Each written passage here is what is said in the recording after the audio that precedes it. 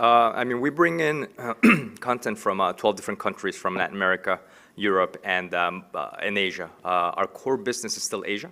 I think we found a really good audience in the United States and Latin America following Asian content. And although we started with a Korean focus, we found it easier to turn our audience who's watching Korean dramas to watch Taiwanese dramas, to watch Japanese dramas, to watch Chinese dramas. It's a bit easier to do that transition versus having to start with a different, completely different content from a different continent. So we just signed that really big exclusive volume deal with Sunny in Taiwan for 10 titles simulcast in our territory. We have output deals with Fuji in Japan. And I think those two content categories are going to be things that we want to promote and market very strongly in the next 2 years. And apart from dramas from television, we're also bringing in first-run movies from Asia.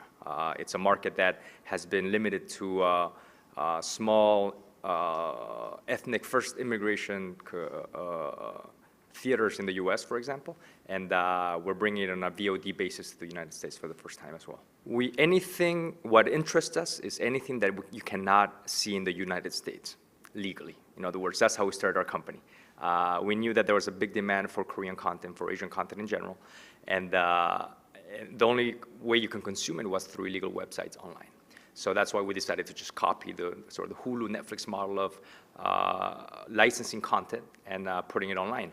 The big difference is that whereas they compete for mostly Hollywood and US content, we bring to the US and our territory content that you cannot see on television, right? So it's a bit easier for us to find those pockets of demand via, search, SEO, SEM, and all the marketing tools that we find.